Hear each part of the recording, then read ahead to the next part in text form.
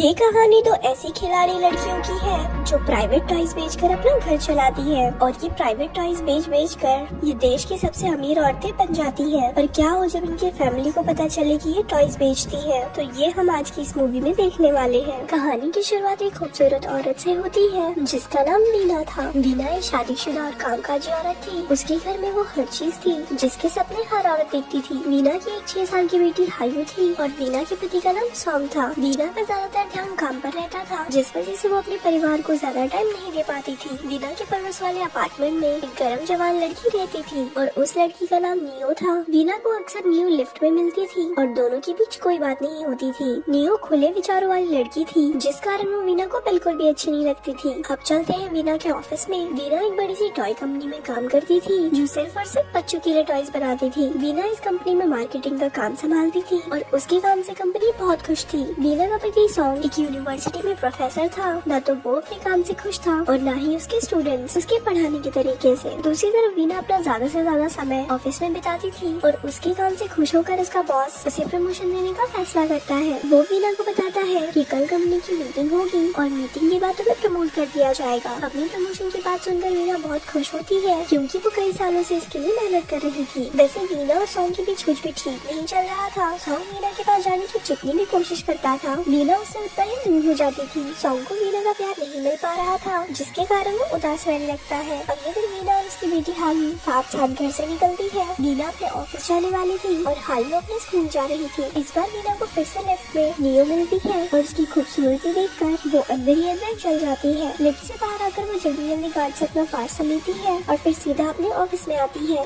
आज कंपनी में एक मीटिंग थी और इस मीटिंग के बाद वीना को प्रमोशन मिलना लगभग तय था। मीटिंग के दौरान वो अपना पार्सल खोलकर कंपनी को नए टॉयज दिखाती है, मगर ये सभी प्राइवेट टॉयज थे जो सिर्फ और सिर्फ लड़कियों के लिए थे। वीना को कुछ समझ नहीं आ रहा था कि उसके पार्सल में ये सब टॉयज कहाँ से आए। बेचारी वीना कहाँ आज प्रमोशन के सपने देख रही थी और कहाँ आज उसे धक्के मारकर नौकरी से निकाल दिया गया था। घर जाते जाते वीना का ध्यान अपने पार्सल के एड्रेस पर जाता है, जिसे देखकर वो बहुत हैरान होती है। दरअसल ये पार्सल नियो का था, जिसे गार्ड ने गलती से वीना को दे दिया था। वीना जल्दी जल्दी नियो के घर जाकर उसे उसका पार्सल देती है और गुस्से में आकर उसे भला बुरा भी कहती है। वीना उससे पूछती है कि तुम्हारे तो बहुत सारे बॉयफ्रेंड हैं, फिर भला तुम ये टॉयज की क्या करती हो। इसके जवाब में नियो से बताती है कि मैं एक शॉप चलाती हूँ और मैं अपनी शॉप में ये सारे टॉयज बेचती हूँ। मगर वीना को उसकी बातों पर यकीन नहीं होता और वो उसे गंदी औरत कहकर वहाँ से चली जाती है। कुछ देर बाद नियो को वीना एक बार में मिलती है। नौकरी चले जाने के कारण वीना उदास रहने लगी थी और अब उसने दारू से दोस्ती कर ली थी। उसके पास आकर नियो उससे कहती है कि मैं गंदी औरत नहीं हूँ, मैं सिर्फ अपनी शॉप चलाती हूँ। उसकी बात सुनकर वीना उसका मजाक उड़ाने लगती है और खुद को सच्चा साबित करने के लिए नियो उसे अपनी शॉप में लेकर आती है। नियो की शॉप में बहुत सारे टॉयज थे जिन्हें देखकर वीना हैरान होती है और फिर चुपचाप वहाँ से चली जाती है। अगले दिन सुबह दोनों फिर से मिलती है और वीना नियो से कहती है, मैं नहीं मानती कि कोई भी लड़की तुम्हारी शॉप पर आती होगी, तुम्हारे टॉयज बेकार है, कोई भी लड़की इसका इस्तेमाल नहीं करना चाहेगी। लेकिन नियो उससे कहती है, तुम गलत हो, हमारे शहर में ऐसी बहुत सारी लड़कियाँ हैं जो मेरे टॉयज इस्तेमाल करना चाहती है, लेकिन वो झिझकती है। अब दोनों लड़कियों के बीच बहस शुरू हो गई थी और इसी बहस में एक शर्त लगा ली थी है। शर्त ये थी कि अगर नियो अपनी बात सही साबित कर दे तो बदले में वीना भी इसके टॉयज इस्तेमाल करेगी। थोड़ी ही देर बाद वो दोनों एक पार्क में पहुँचती है और वहाँ कई टॉयज रखकर उस पर नजर रखने लगती है। पार्क में कई लड़कियाँ नियो की टॉयज देखती है, लेकिन वो उन्हें फेंक देती है। टॉयज का हाल देखकर वीना नियो का मजाक उड़ाने लगती है, मगर नियो उससे कहती है कि पार्क एक खुली जगह है, इसीलिए लड़कियाँ टॉयज फेंक रही है। इसके बाद वो लड़कियों के बाथरूम में टॉयज रखती है और थोड़ी ही देर बाद लड़कियाँ सभी टॉयज ले जाती है। दोनों के बीच जो शर्त लगी थी वो नियो ने जीत ली थी। अब शर्त के अनुसार वीना को भी नियो के टॉयज इस्तेमाल करने थे।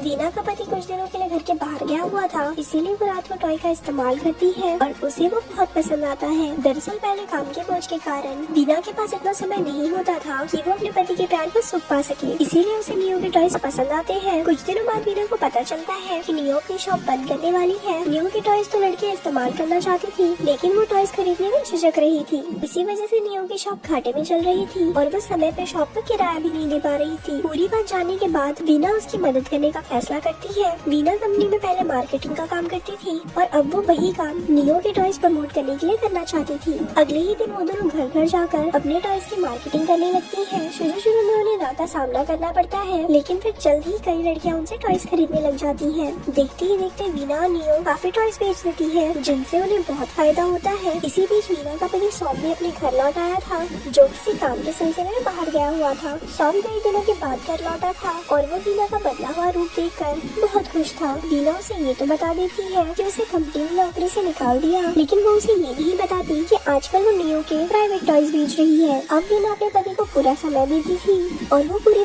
रात प्यार करते थे। एक दिन नियो एक नया तरीके का सामान पहनती है। ये सामान म्यूजिक की आवाज सुनते ही अपना काम शुरू कर देती थी, जिसके बाद ये पहनने वाली लड़की की तन बदन में आग लग जाती थी। इसी बीच नियो के पास वीना आती है और वो उसे भी ये ट्राई करने को बोलती है। नियो की बात मानकर वीना जल्दी वो ट्राई कर लेती है। अब वो जैसे ही उसे ट्राई करने लगती है तभी उसे उसके पति सॉम का फोन आता है। सॉम उसे हायू के स्कूल जाने को कहता है क्योंकि वो खुद किसी काम में फंस गया था। स्कूल में हायू का मैच था और बिना जल्दबाजी में वो नया टॉय पहनकर वहाँ पहुँच जाती है। मैच के दौरान हर जगह म्यूजिक चल रहा था और म्यूजिक की आवाज सुनकर वो टॉय अपना काम शुरू कर देती है। अब बिना मुश्किल से अपने आप को संभालती है क्योंकि उसे पता था कि अगर वो खुद को संभाल ना सकी तो उसे सबके सामने शर्मिंदा होना पड़ेगा। इसी दौरान एक दिन वीना के मेड के हाथ वीना के प्राइवेट टॉयज लग जाते हैं। वो एक टॉय उठाकर बाथटब में उसे इस्तेमाल करने लग जाती है। ये टॉय बिजली से चलने वाला था। मेड के लिए ये टॉय बिल्कुल नए थे और वो बिजली का झटका खाकर सीधा हॉस्पिटल पहुंच जाती है। वैसे वीना और नियो नए टॉयज की खोज करती रहती थी ताकि लड़कियों की दिलचस्पी उनके टॉयज में बनी रहे।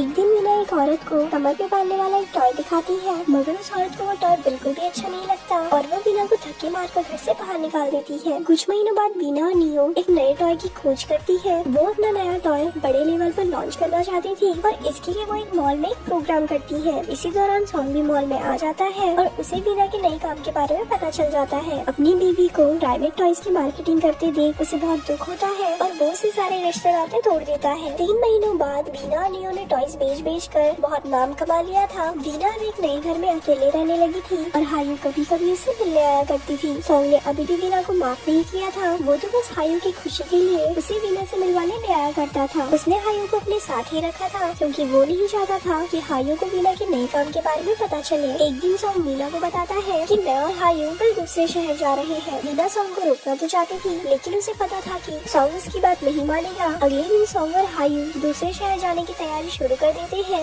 जबकि वीना उस समय अवार्ड शो में थी। शो के दौरान उसे एहसास होता है कि आज अगर वो अपने परिवार को नहीं रोक पाई तो वो उन्हें हमेशा के लिए खो देगी। यही सोचकर वो शो को बीच में ही छोड़कर भाग जाती है और मुश्किल से अपने परिवार को जाने से रोकती है। वीना सॉन्ग से माफी मांगकर कहती है कि अब से मैं अपना पूरा समय अपने परिवार को दूंगी। कहानी के आखिर में पूरा परिवार एक साथ हो जाता है और वीना प्राइवेट टॉयज बेचने का काम बंद कर देती है। नियो को भी एक लड़का पसंद आ गया था और अब वो दोनों टॉयज बेचने लगे थे और ये मूवी यहाँ खत्म हो जाती है।